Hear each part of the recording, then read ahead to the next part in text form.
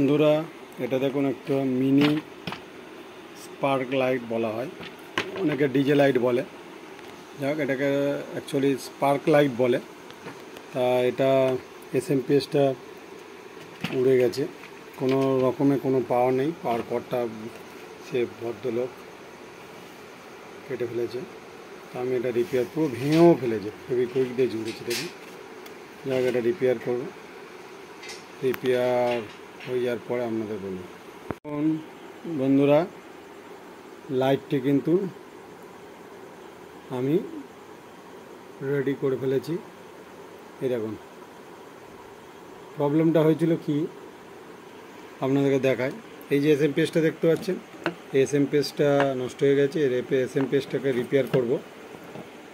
আমি একটা অন্য এসএমপিএস আমি লাগিয়ে এটাকে রেডি করলাম। কাস্টমার বলেছে নতুন এসএমপিএস লাগিয়ে দেওয়ার জন্য, একটা নতুন এসএমপিএস দিয়েছি। আর তেমন কিছু হয়নি, এখানে একটা সোল্ডারিং খুলে গেছিলো, ওটাকে ঠিক করেছি। আর নেগেটিভ পজিটিভটা অবশ্যই আপনাদেরকে বারবার বলছি, বাড়িতে আরামসে এই সবই মোটামুটি কম্পোনেন্টসগুলো পাওয়া যায় কিনতে মার্কেটে।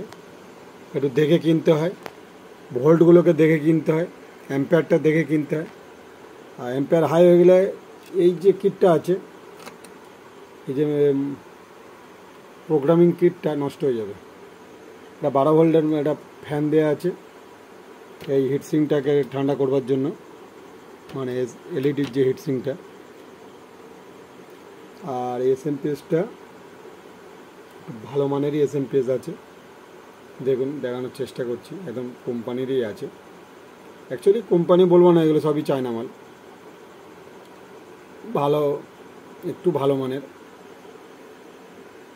আর যদি কারোর এই ধরনের আরও অনেকগুলো দিয়ে গেছে কাস্টমার, ওই কোণে দেখুন, ওখানে রাখা আছে বেশ কিছু মাল, ওগুলোকে রেডি করতে হবে। এই যে একটা এসএমপিএস আছে, আর একটা মালের ছোটো সাইজ, এটা হচ্ছে শুধু নর্মালি 12 শুধু 12, এই যে 12 2 অ্যাম্পিয়ারে, এটা একটা এসএমপিএস। এটা রেডি হয়ে গেলে আপনাদেরকে সবাইকে আবার দেখানোর চেষ্টা করব।